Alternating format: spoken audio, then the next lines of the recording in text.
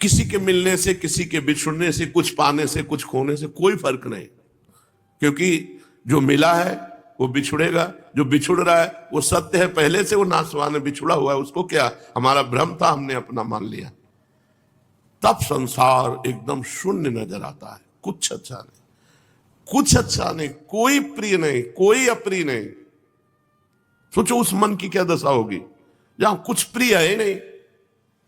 जो देखने के लिए हमको परमार्थ में दृष्टि चाहिए, उस दृष्टि के लिए रो, उस दृष्टि की प्राप्ति के लिए नौटंकी माया की, बिल्कुल नौटंकी माया।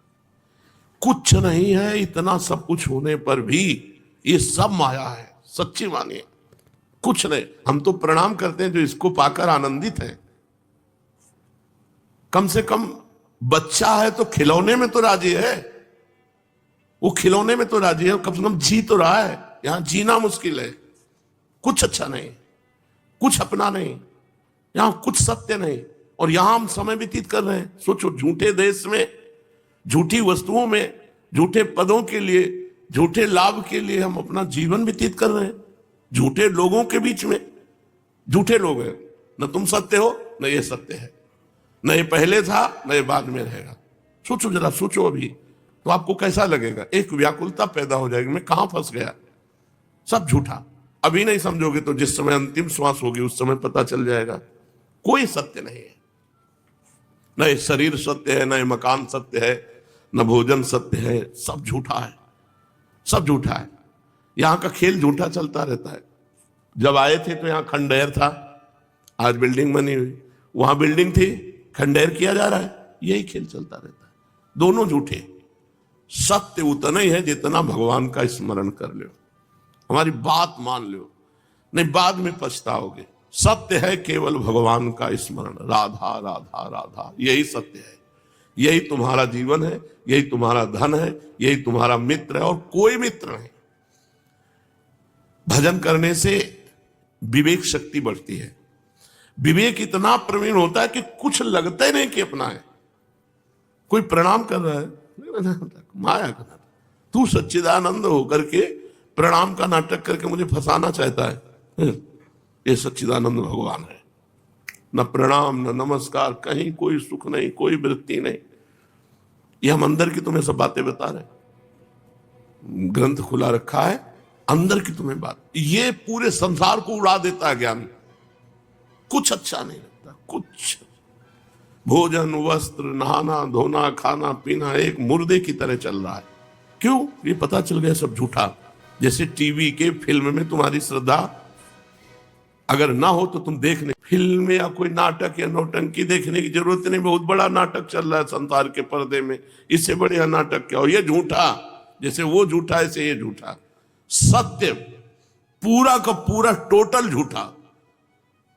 वो कहो चौपाई से बता दे, उमा कहूं मैं अनुभव अपना, सत हरि भजन जगत सब सपना।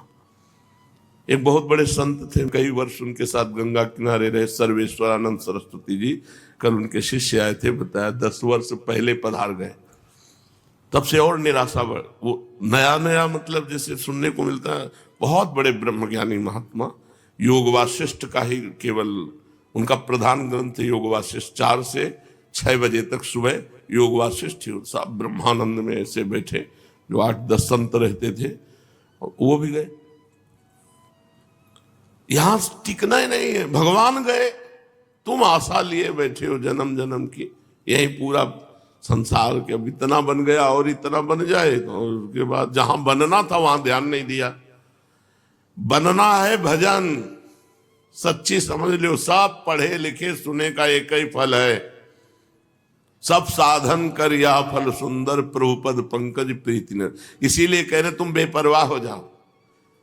बने तो खूब बने, बिगड़े तो भरपूर बिगड़े, हमें पाई भर लेना देना नहीं। हमें लेना देना है कि हमारा चिंतन भगवान से न छूटे, बस इतनी हमारी प्रार्थना मान लो सब लोग। भगवान से चिंतन न छूटे, बस यही सार बात है। बड़े बड़े प्रवचन हो रहे हैं, बड़े बड़े निर्माण हो रहे हैं, बड़े बड़े उत्सव हो रहे, सब मायाकृत, सब मायाकृत। महा उत्सव है, एक एक चिंतन की वृत्ति अपने भगवान में लग रही, इससे बड़ा कोई उत्सव नहीं। भावोत्सवेन भजताम रस काम धेनु। अगर हम अंदर से चिंतन कर रहे राधा राधा, यही सत्य, यही सार्थक, और सब मिथ्या, सब मिथ्या। अर्जुन जी राजस्व यज्ञ में एक चींटे को देखा, उसकी एक टांग टूटी हुई, 3 टांग केवल लड़खड़ाता हुआ एक छोटा सा अन्न का टुकड़ा बड़ी मेहनत से ले जा रहा है।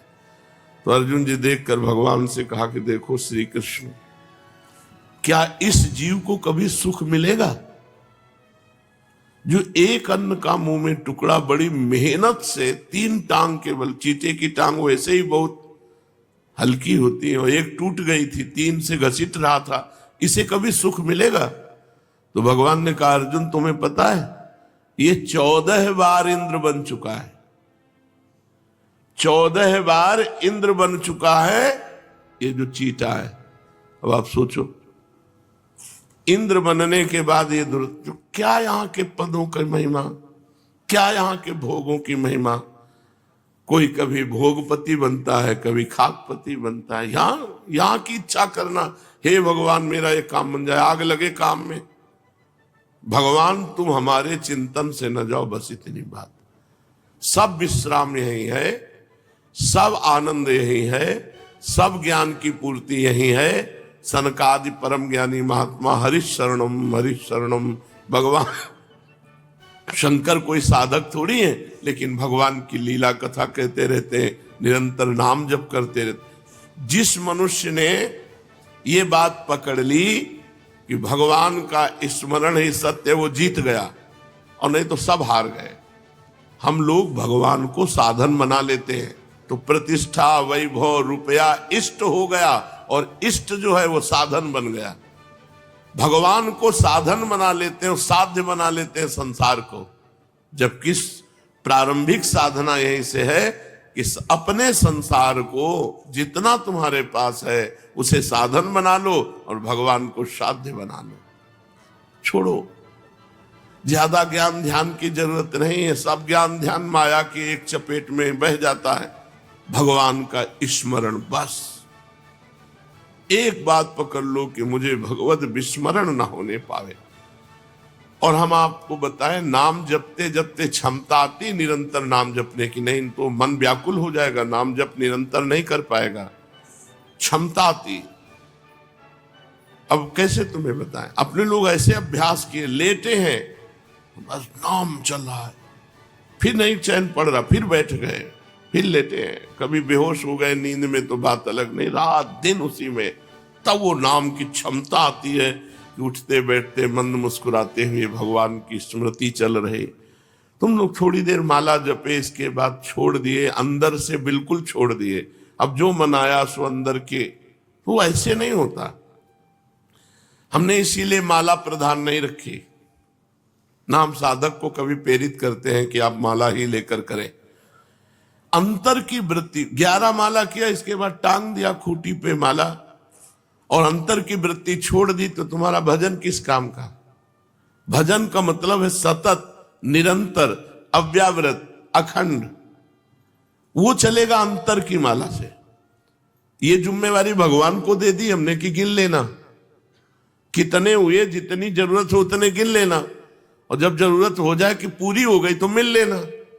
हम अर्जा जप रहे, देहाती आदमी, हम तुम्हारे गणना वणना के चक्कर में नहीं पड़ेंगे कि भाई 21 माला है, 11 माला। अर्जा एक भी श्वास खाली न जाने देंगे, बस इतना हमारा प्रयास रहेगा। और इस पर कृपा कर दो तुम कि हमारी श्वास वृत्ति आपके सुमिरन से खाली न जाए। बस ये मस्ती की बात कह रहे, बस इतना ही पकड़ना, कुछ नहीं पकड़ना।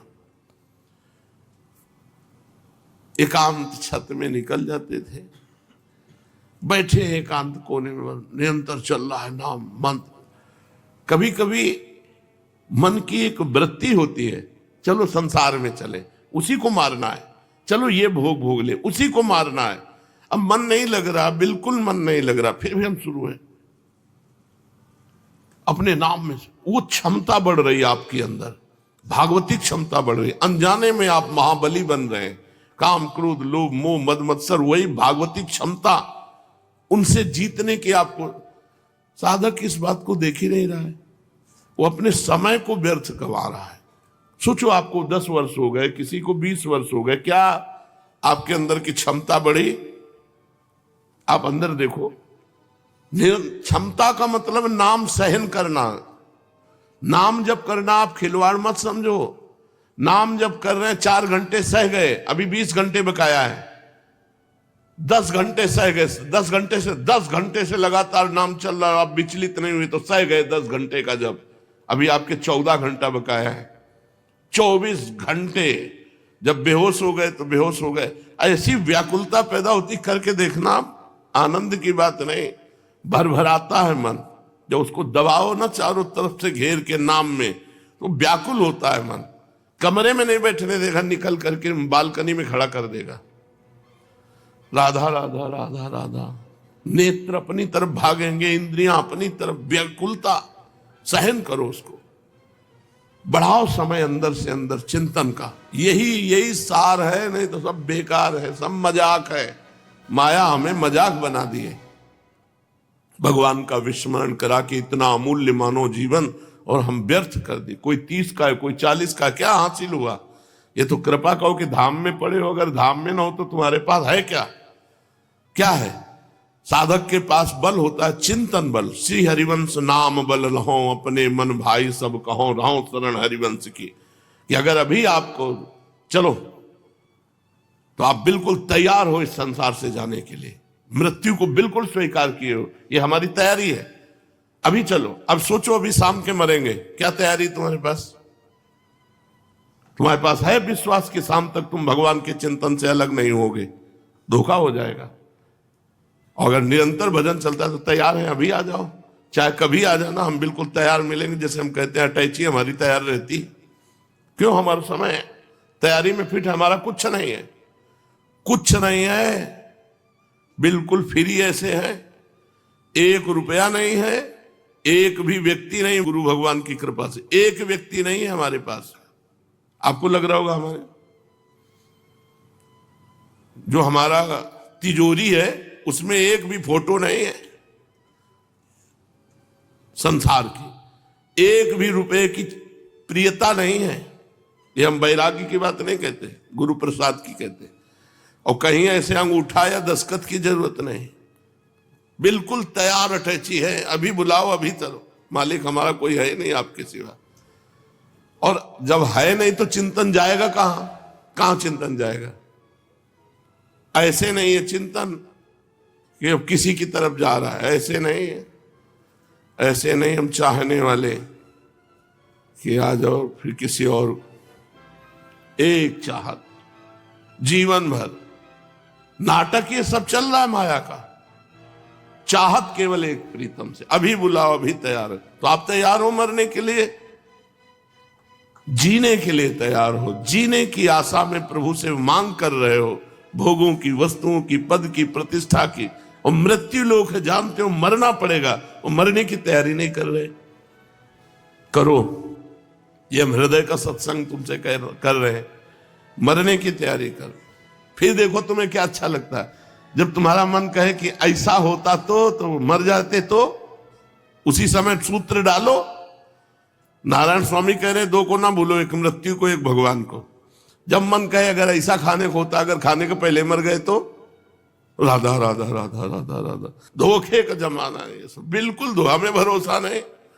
प्रवचन के बाद पानी पी पाएंगे कि नहीं, कोई भरोसा नहीं। मृत्यु लोग, भयावह लोग, केवल भगवान का स्मरण। तो अपनी चिंता छोड़ो, अपनों की चिंता छोड़ो, केवल भगवान की चिंता करो। सार बात तुम्हें बता रहे, कुछ नहीं करना। भगवान को न फूल चाहिए, न फल चाहिए, न इत्र चाहिए, न सोना चांदी चाहिए। खाने हैं सोने चांदी की, सोने की खाने हैं, चांदी की खाने। अरे 4 लाख योजन का एक पहाड़ केवल सोने का है। उन भगवान को किलो 2 किलो, मन 2 मन, कुंतल 2 कुंतल सोना से रिझा लोगे? जिन्होंने सोने की खान पैदा कर दी, चांदी की खान पैदा कर दी, जिन्होंने वस्तुएं, उनको केवल आप चाहिए, आप। और हम अपने को देने को तैयार नहीं, हम अपने को दे चुके माया में, और भगवान को देना चाहते हैं मायापति को माया। ये तो हम अपने भाव प्रस्तुत करते हैं प्रभु के सामने कि ये इत्र है, ये भोग है, तो वो भाव वाली वस्तु स्वीकार कर लेते हैं। देखो कल एकांतिक में बताया था, करोड़ों अरबों की व्यवस्था की थी दुर्योधन ने, ऐसे सुंदर व्यवस्थाएं भगवान के लिए कि देखकर द्वारिकाधीश मोहित हो जाएंगे। भगवान ने आंख उठा के नहीं देखा, और जब कहा भोजन के लिए तो उन्होंने कहा भूख में या प्रीति में, दो में भोजन होता है। मेरे अंदर भूख नहीं, तेरे अंदर प्रीति नहीं, इसलिए हमारा भोजन हो ही नहीं सकता। तेरे अंदर प्रीति नहीं और मेरे अंदर भूख नहीं। वहां से कह के सीधे विदुरानी के पास जाते हो, कहते भूख लगी है, कुछ लाओ ना। तो बावरी है, उनको तो कुछ सुध नहीं है, तो केला की तरफ भगवान इशारा करते हो, केला लाती, गूदा फेंक देती है। भगवान प्रेम मगन होकर छिलका पा रहे हैं। अब विचार करो, छिलका पा करके प्रेम मगन हो रहे हैं भगवान। भगवान को वस्तु चाहिए, पत्रम पुष्पम फलम तोयम, एक चुल्लू जल में प्रसन्न हो जाने वाले भगवान हैं।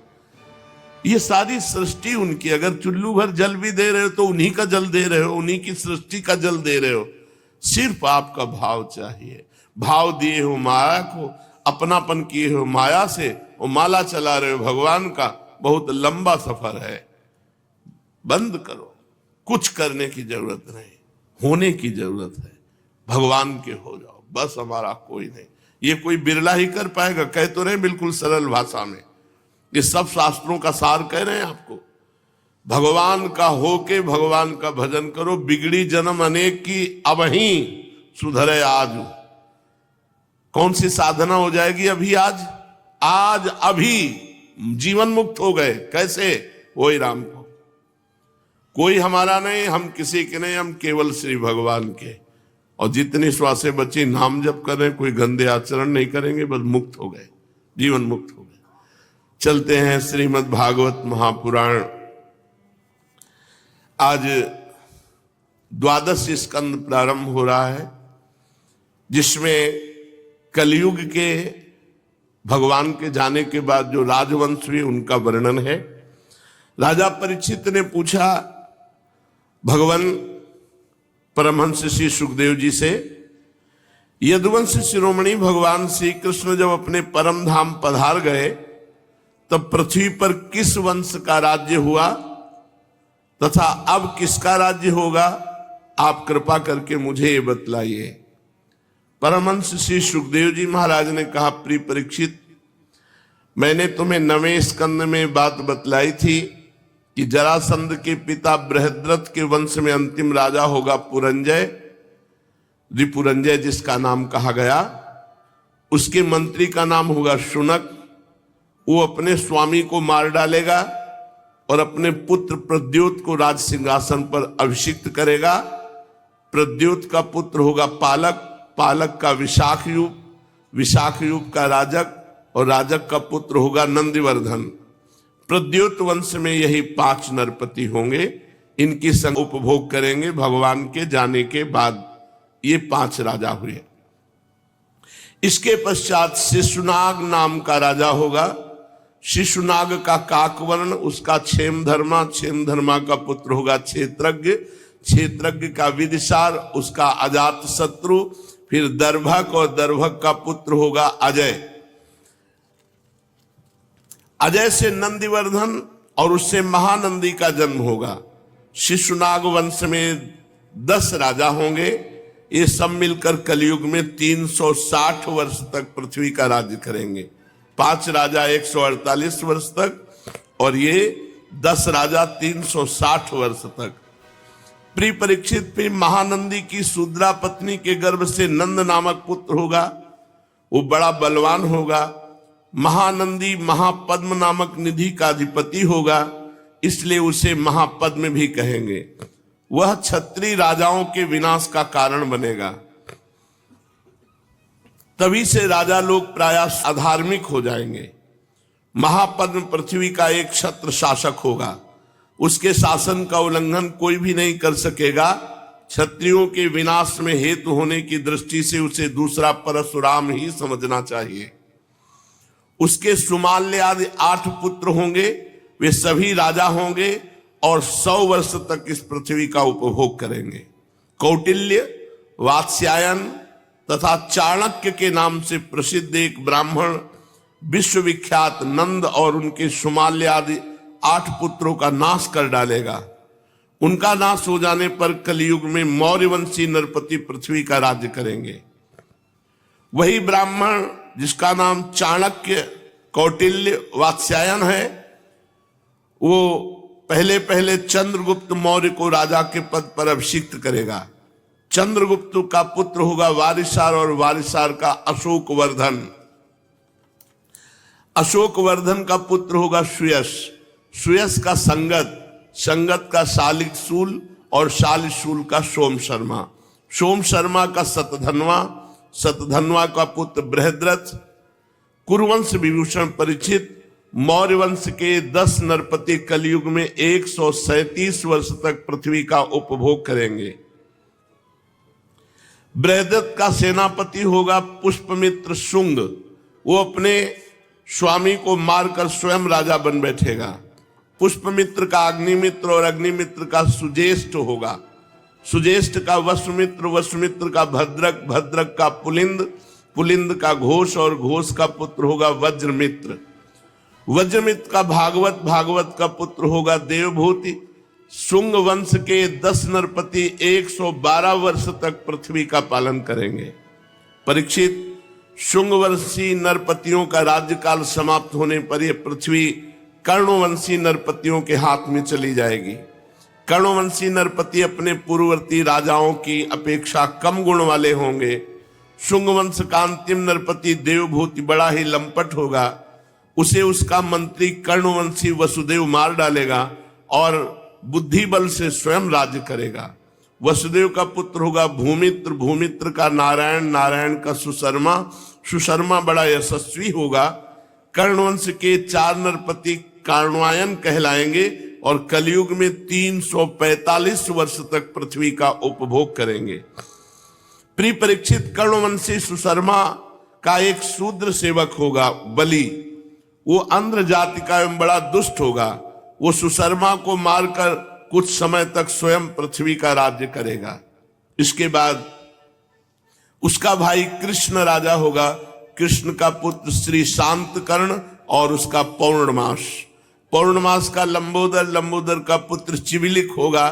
चिबिलिक का मेघ स्वाति, मेघ स्वाति का अटमान, अटमान का अनिष्टकर्मा, अनिष्टकर्मा का हाले, हाले का तलक, तलक का पुरुषवीर, पुरुषवीर का पुत्र होगा राजा सुनंदन। परीक्षित, सुनंदन का पुत्र होगा चकोर, चकोर के 8 पुत्र होंगे जो सभी बहु कहलाएंगे। इनमें सबसे छोटे का नाम होगा शिव स्वाति, वह बड़ा वीर होगा और शत्रुओं का दमन करेगा।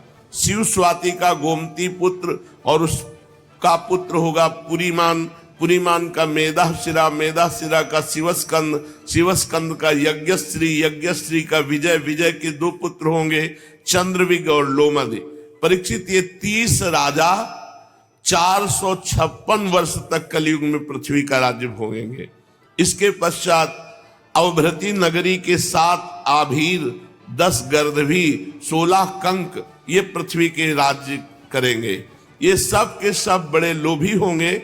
इसके बाद 8 यवन, 14 तुर्क यहां राज्य करेंगे।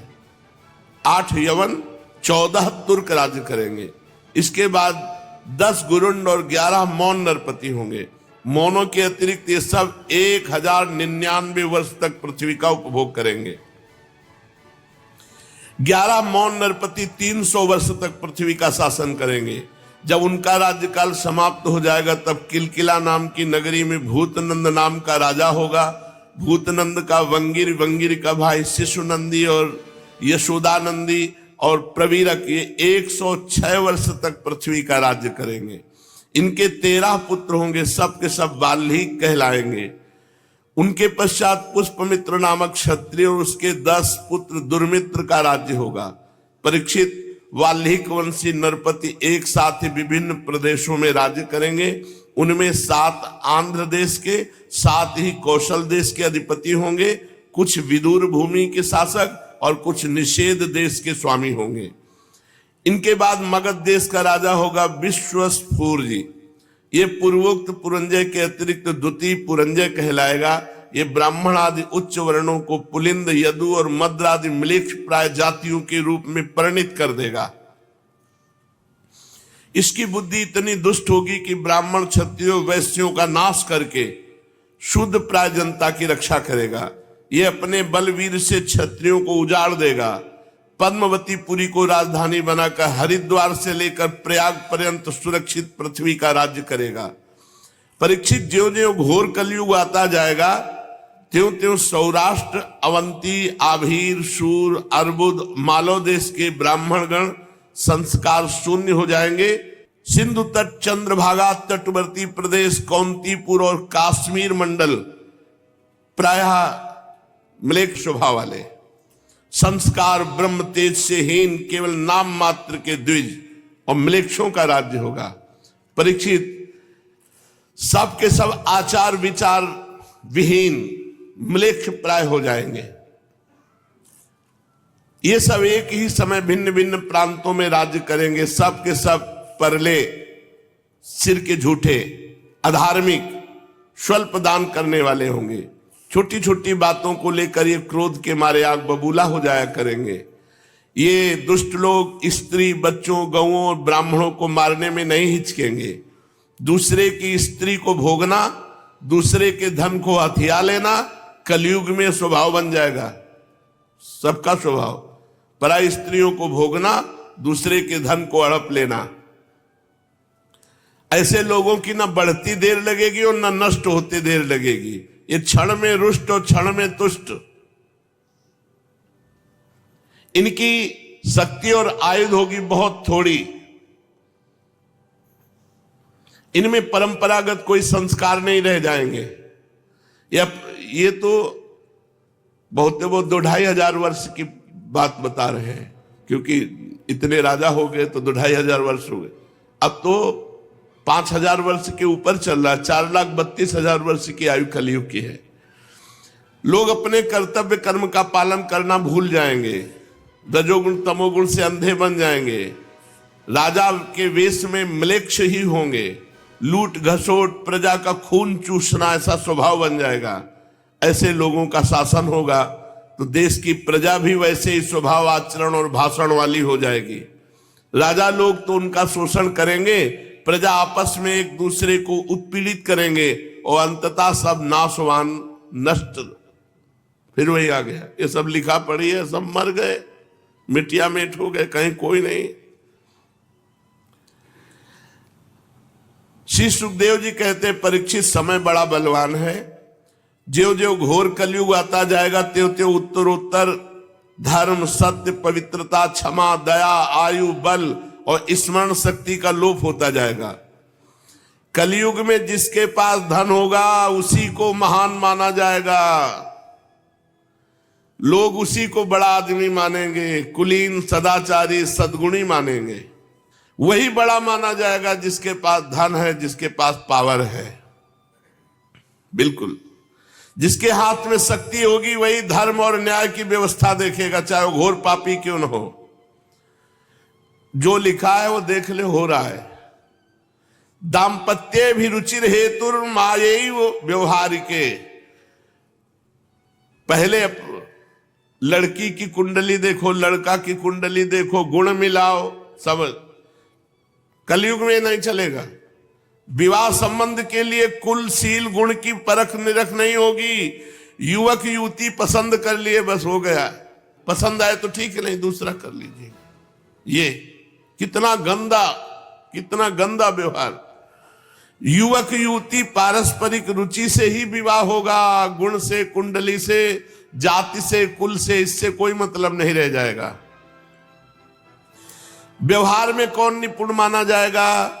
जो जितना झूठ और बेईमानी कर ले, जितना गंदा व्यवहार कर ले, उतने व्यवहार में निपुण माना जाए। वाले बड़े प्रवीण हैं, लाखों की जो शपथ लगा दे दूसरे की, वही प्रवीण माना जाएगा कलयुग में। किसी के जीवन में सच्चाई और ईमानदारी नहीं रहेगी।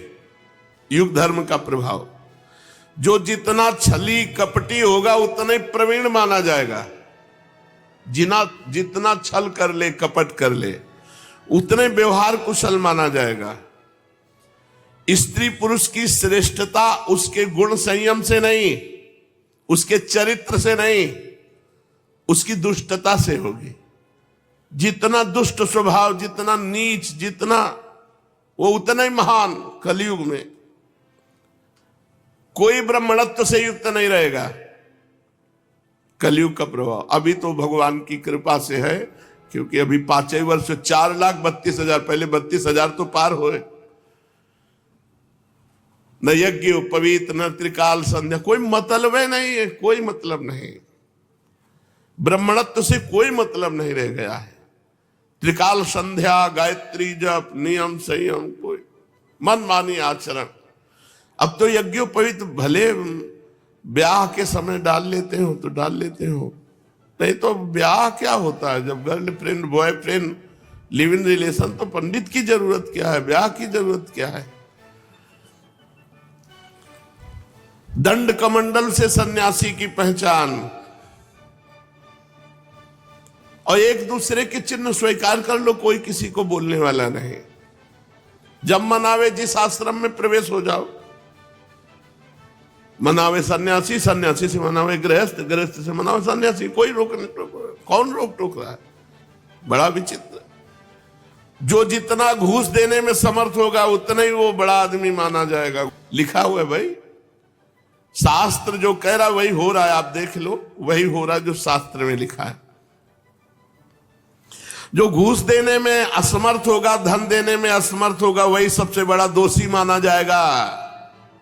घूस नहीं दे सकता, धन नहीं दे सकता, असमर्थ है तो दोषी है, वही दोषी है। और बहुत बड़ा दोष किए, घूस दे रहा है, धन है, वो दोषी नहीं माना जाएगा। बड़े लोग हैं।